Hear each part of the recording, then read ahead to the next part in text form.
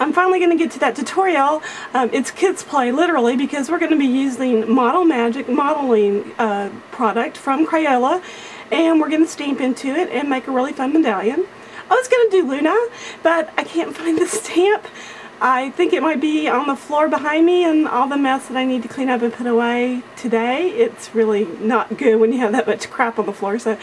And the heater running, so I'm trying to make sure that the heater isn't anywhere near my craft stuff. Don't want to set the house on fire. My husband would not like that at all. So let's get some stuff together and we'll get started. Alright everybody, I found Luna. She was actually underneath my stamp pad, so that's kind of funny, but it's what it is. Alright, I took a little bit of this Model Magic, which is really squishy. It's fun. It feels really fun to play with. And if anybody from Crayola happens to be watching my video, can you make a big thing of this in white and not the multicolor pack, just white, so us stampers and scrappers can color it ourselves? Okay. You do want to have clean hands when you start this, because the ink or dirt from your fingers will transfer to the material, so you don't want that. We do want it to look nice at the end, so we're going to take the Model Magic, and this is just a acrylic rolling pin. It's for, you know, polymer clay. Most of us crafters have one. If you don't, then find something else to use to roll this out. I am rolling this out on a piece of Reynolds non-stick foil. Kind of obvious reasons there. Just like you're going to do pie dough, you want to turn it and kind of get it as even as you can so it's consistent. It doesn't take a whole lot of pressure, but you do want to get it, you know, done. So there, it's rolled out. Okay, now we're going to take our stamp Luna and we're going to ink her up with Memento Tuxedo Black. This is my favorite go-to ink for, you name it, I use it. It's just great stuff. Now, when we're stamping into this material, we want to use gentle pressure, but we don't want too much. If, like me, you get ink on your block, just wipe it off. You're not supposed to do this, but I just wipe it on my trousers. You're going to put it down. You can kind of see if it's not meeting in all the areas on the stamp, so you just want to push that into the clay and pick it straight up. Now, mine is not on melting foam right now. I actually used another piece of the Model Magic just to hold it in place. If it doesn't stamp perfectly, it doesn't matter. What we're going to do is we're going to use our multi-liner marker from Copic and go back in. And this doesn't have to be perfect. And just get the dark lines back into the clay. Alright. That's pretty much it for that.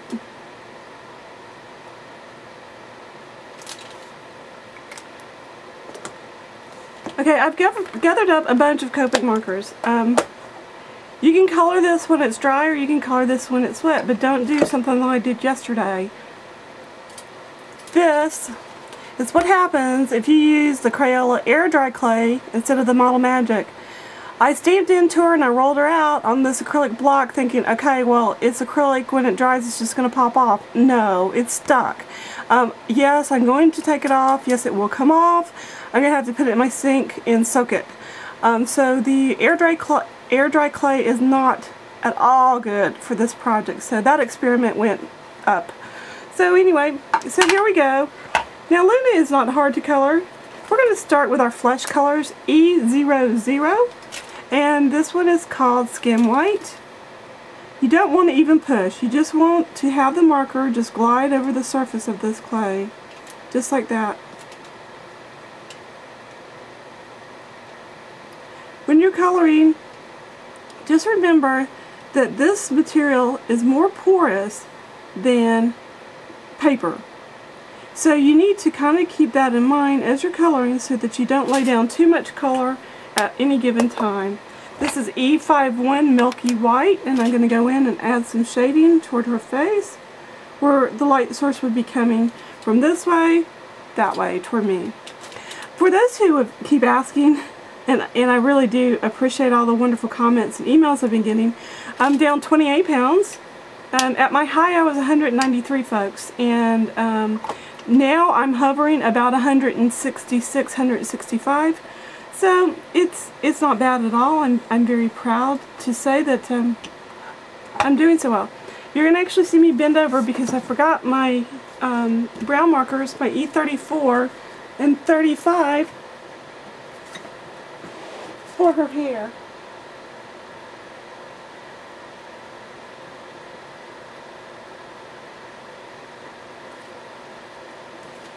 So actually I just grabbed E33 and E35. They'll work. Same thing with any color you're using. Use little bitty strokes. In this case I'm almost flicking the color in because you don't want to push. If you push, that's what's going to happen. You're going to leave an indentation. We don't want an indentation. We want it to be a nice smooth finished product when we're done. Now there are a couple of ways. As I'm coloring this, I'll let you know what we can do next. And I don't know what we're going to do until we get there. After you've colored this, you can heat set it with your heat tool, or you can let it dry by itself. If you heat set it, it does puff up just a little bit, and it just adds a little bit more body and a little bit more, oh, I don't know. It's a little bit different look if you heat set it versus letting it dry on its own.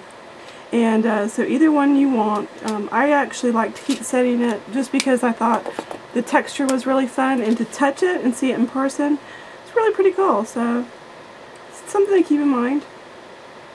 Now I'm just going in with my darker brown and just catching some of the stuff that I missed with my other marker. And because this material is so porous, it's going to actually just kind of pick up and blend together on its own. You don't have to do a lot of back blending or forward blending with this. You just want to get it down. So there we go. There's Luna. There's her face. And I'm going to go back to her face with some E95 and give her a little bit of blush color. Be careful with this. When I did it the first time, I actually did this and almost poked through the material, so we don't want to do that. Okay, now Luna needs a nice moon behind her, so I'm going to use my Y08 marker for the stars in this image, and I'm going to put that on her moon on her forehead. I think that this image would be really fun to do and put in onto like a dream journal or something. I really love that idea actually. So alright, now we're going to color the moon. I'm just using my C5 gray marker. It's not very dark, and we're just going to go in. And it's hard for you to see on camera that it just doesn't take any pressure at all on this material for it to pick up the color. So that's why I really wish Crayola would make the a big tub of just the white modeling clay. Then, ladies and gentlemen, we can color it whatever color we want.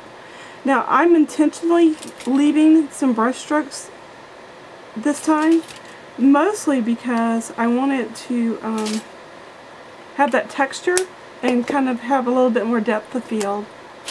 So I'm going to go back to some of these little spots and color them yellow. Alright. Now I'm going to go in behind her with a very dark blue. It's B69. And I'm just going to hit right above her head with this dark blue.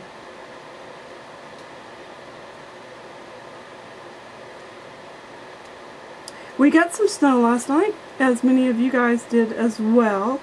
Maybe half an inch or so. It stuck. And it was very pretty to watch it falling, but by this morning it was totally gone.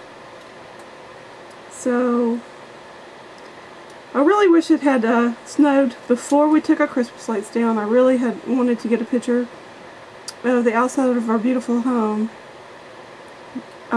in the snow, but that just didn't happen this year. It was pretty snow. Okay. And I'm just going to come, I think that's all I'm going to do to her. So she's basically colored right there.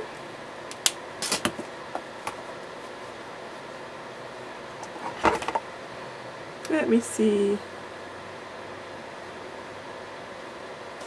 I'll zoom in for you.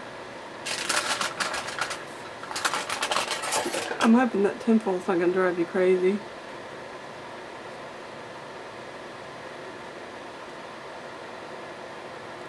That's what she looks like right now.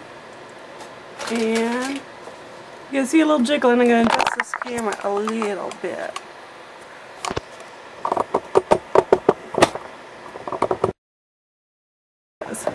Oh. Sorry about that, folks. Let's see if it'll focus now.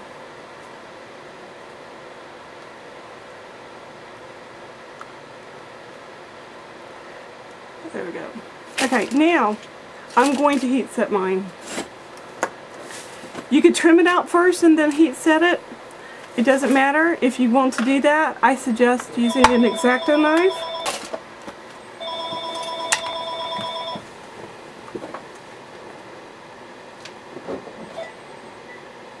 Hello? Hey, dude, what you up to?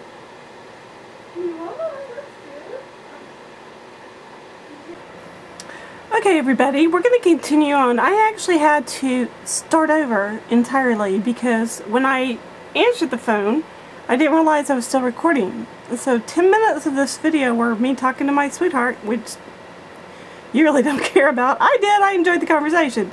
So I've restamped her and I've recolored her. I actually changed the blue out a little bit on this one to a different shade.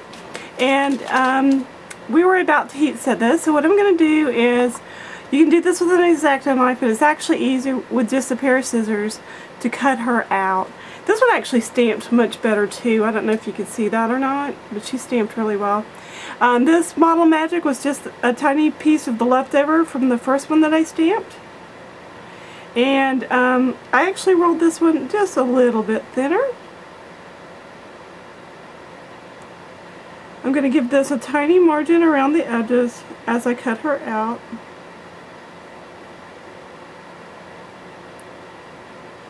The little star didn't stamp real well, but that's fine.